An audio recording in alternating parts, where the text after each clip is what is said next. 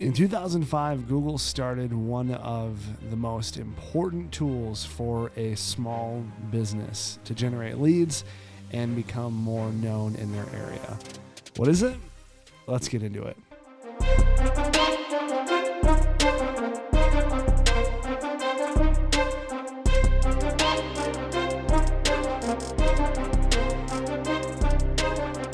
Hey everyone, welcome back to another episode, Theory of Why, number 9 on the docket. My name is Rob Johnson, and I am excited about today's episode because very rarely does something happen in marketing or in business that is truly free to a business owner to use and leverage that can actually give them as much benefit as the tool that we're talking about today. And we're talking about Google Business Profile. And in its history, it's had a lot of different names, a lot of different combinations, and how it's been nested under different products. But as we sit here in 2023, we're looking at, in my opinion, the most dominant free tool for small business owners. So going back to 2005, this was just simply called Google Local. This was a tool that basically functioned almost like a Yellow Pages, but more of a digital version. And throughout the years, it has taken many shapes. It was nested underneath the now defunct Google Plus platform, if any of you remember that. A bit of a nightmare there. I remember when I was in college, we had a lot of people that were excited about Google Plus, and they're kind of, thumbing their noses at Facebook, and everyone was on this Google Plus train, and I created an account, and I was like, this is ridiculously difficult to understand, and I'm going back to Facebook. And that's about how long I lasted on the platform. So this was nested under there for some time. It was called Google Plus Local, and then once that disbanded, it became Google My Business in 2014. And that was really its final form. It has had some upgrades and some changes and some things that you can do to it now, but they've recently rebranded it wisely to Google Business Profiles because Google My Business, let's be honest, was a pretty stupid name. So what can you do with this tool, and why is it so important? Why do I get excited about things like this? Well, I think it's difficult for a small business to get started and gain traction, and any tool that can help them gain more business and reach more people, I think, is worth discussing. So essentially, Google Business Profile is a tool that allows users to see more about your business just from a Google search. So it benefits predominantly local companies. So let's say you're a restaurant. If you're looking for a restaurant on Google, I'm sure you've seen this tool. You can look at reviews. You can see what type of services they offer. If you're looking at restaurants, you can look at menus. You can make a reservation. You can book online. All these things that you can do right from this one handy tool. You can see photos of the business. So again, if you're looking at a restaurant, you can see what their food looks like. Users can upload photos. The owner can upload photos. So you can really get a good sense of the DNA of a company just from this one profile. And that's where the power comes in, is Google ranks businesses by category based on roughly 200 different ranking factors for these profiles. And some of the predominant factors you need to be aware of are reviews, how long the profile has been active, if the profile is being actively managed and updated, and then just the overall completeness of the profile. Is everything filled out appropriately? Is it being updated properly? Photos, posts, or reviews being responded to? All of those things need to be done from a maintenance perspective to make sure that the profile is up to date, and that sends Google a positive trigger to rank that profile higher. Now, we could do an entire workshop, and as a matter of fact, I have done an entire workshop on Google Business and how it can help small businesses, but really what I want you to be aware of today is just that this tool exists and that you need to get into it and start updating it. Now, a couple things I want to call out is you need to make sure that your category is correct. So, for example, if you're an electrician, you want to make sure that you're under electrical contractor or you're under some type of trades category that makes sense for you. And if it doesn't have the specific category, you can actually add that in as a subcategory in the profile. Now, we are a consulting firm, so if you have questions on this and you want to talk to us about Google Business, you can certainly do that. And we can help point you in the right direction. We also manage Google profiles for people, but for small business owners, that might not necessarily be feasible in the beginning. So I don't want you to pay somebody to manage this profile if you're not ready to take that step, because you can do it on your own. You can do a lot of it on your own with just a couple of hours per week at most. So what are the most important things to me when I look at Google Business? Well, one, it's the reviews. How are you getting reviews for your business? How is that process happening? And there's a lot of companies out there that will automate this for you. They'll just push reviews out to your clients and they can write reviews, and that's fine. There's some automation that I think works pretty well, but what I have found to be the most successful is just legitimately asking people for reviews, going out to that person and saying, hey, we'd love to have you leave a review. We really appreciate your business. Can you just give us some honest feedback? Tell us how we're doing. And in that relationship, in that conversation, can generate you a very good review, because you're honestly seeking feedback from people. Now, there's some strategies to it, right? You're going to want to make sure that you're not approaching people that you might not have had a great relationship with, or that might see things differently than you. And we'll talk about bad reviews and how to respond to them in a minute, but more so what I want you to focus on here is the actual long-term sustainability of this profile and how it can benefit your company. Because the longer you're in the market, the longer you're updating this page, the higher you're going to rank on Google. And we've gotten this dialed in pretty well. So recently we've wanted to switch to more video services as far as our searchability. So we've updated some SEO on our website, and we updated some categories on Google Business. And within a matter of about 30 days, we are ranking number 1 under video production and all things video production in our areas on Google Business. So if you can update these profiles properly, you can rank for the things that you want people to see you for.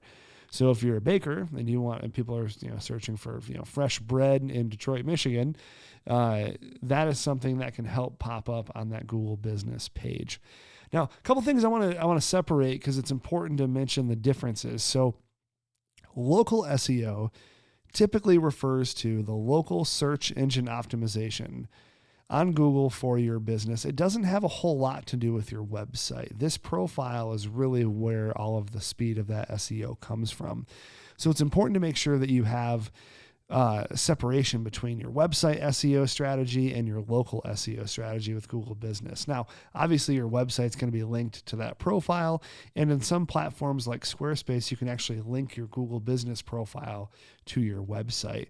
And there's been some suggestions that can help your ranking factor in both sides, the website and the profile page.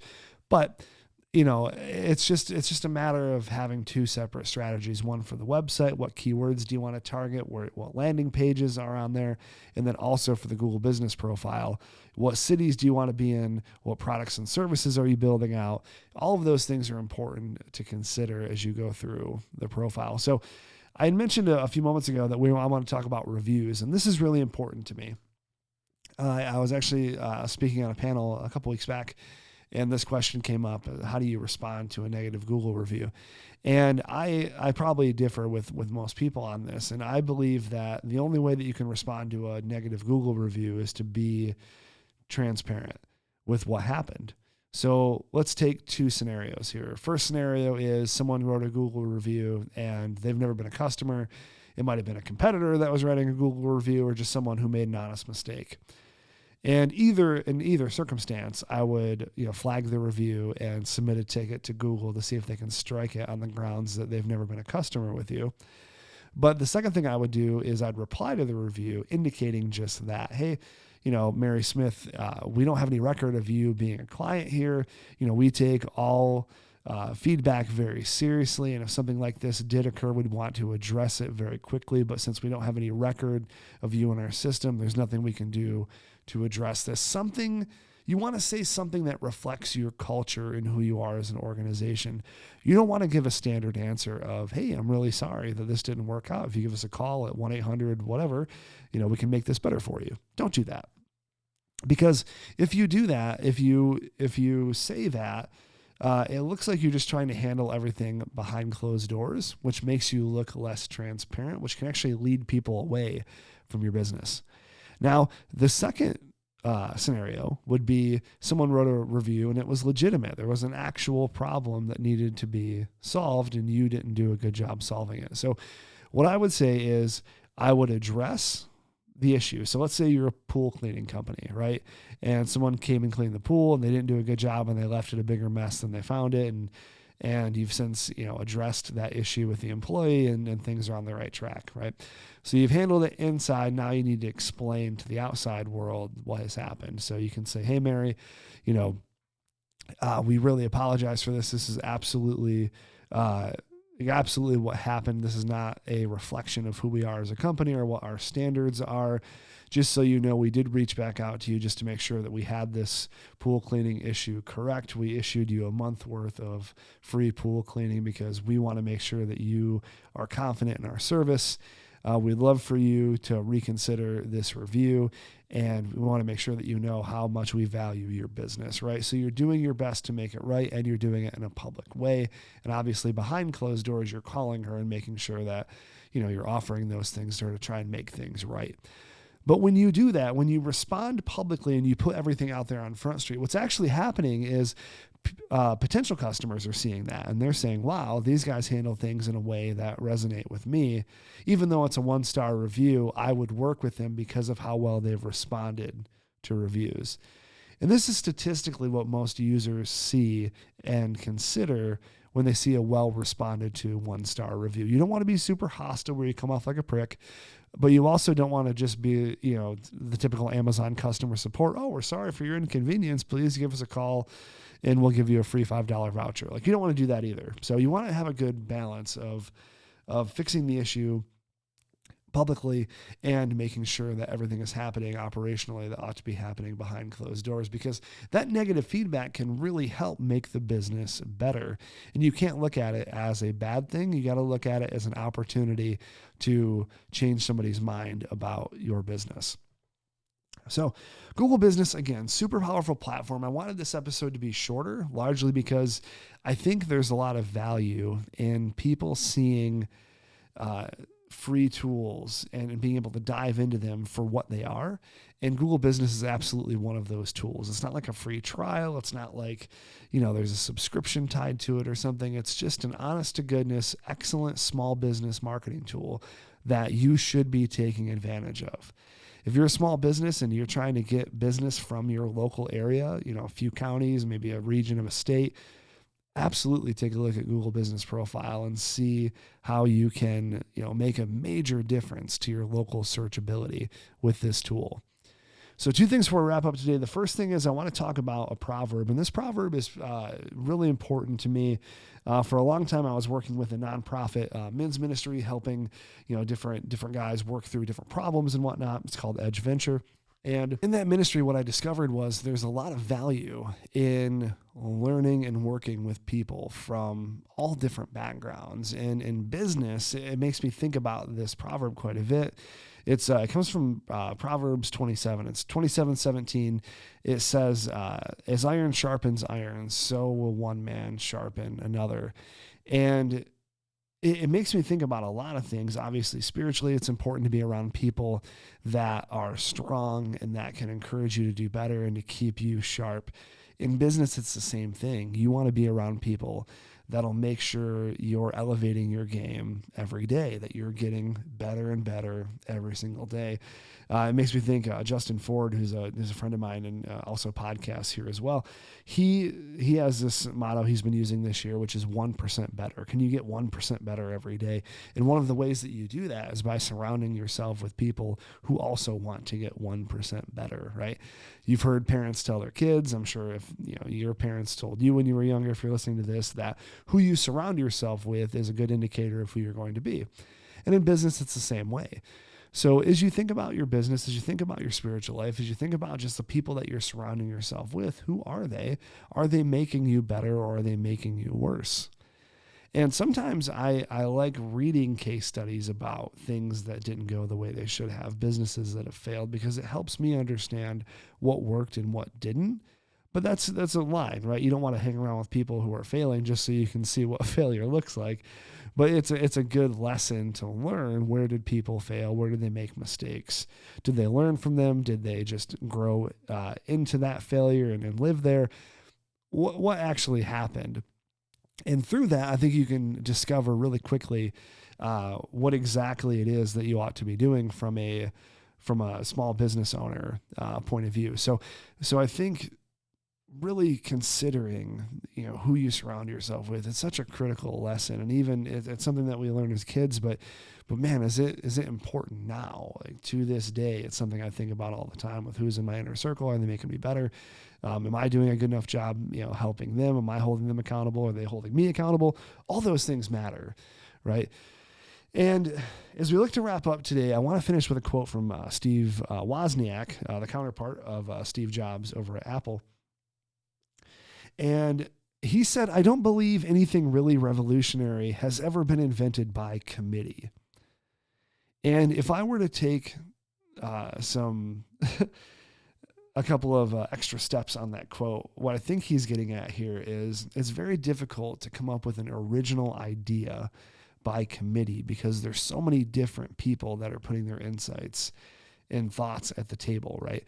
So I think what he's saying is an idea needs to originate from an individual or a very small group of people in order for it to be successful, in order for it to be truly revolutionary. And if it is bastardized through a process of 10 people are trying to come up with a new widget or a new software or whatever it is, it's not going to be effective because it's going to be distilled into and really diluted into something that isn't what it should have been in the first place. And that's why I've just never been a big believer in, originating ideas by committee. Typically what you'll see is a very small group or an individual championing an idea and then key players coming alongside that idea to keep elevating it and making it better. And that's what I think is important here. So think about that as you look to innovate or do something different in your business. It's always good to get advice from people and get perspective. But if you know that something is the way it ought to be and it's the way that it should run, go with that. And then put the right people in place to help elevate that idea. Don't let them dilute the idea into something that's so foreign to what it originally was. I think that's one of the worst things that business owners can do is to take an excellent idea and then just to settle just because people are being like, well, that's going to be too hard, or it should just be like this, or this is going to make more money faster, or whatever it is. But just hear me on this and don't settle, right? So, all right, well, that's going to be it for this week's episode of Theory of Why. Again, wanted to keep it short this week, especially because I think this tool is so valuable. And the short answer or the short advice that I have for you is just go check out Google Business. You make sure that you're upping your game. Watch videos on YouTube. Just immerse yourself in that platform. And then just write a monthly checklist. Say, okay, I'm going to do this every month. I'm going to respond to reviews every 2 weeks. And then as your business grows, hire someone to take that over for you. Hire a professional to run it. But you certainly don't need a professional to help you get it off the ground. You can bootstrap it. You can learn through YouTube, and you can get that profile off the ground real fast. So hopefully that's helpful. I'll catch you guys next week. Thanks so much for watching. Take care.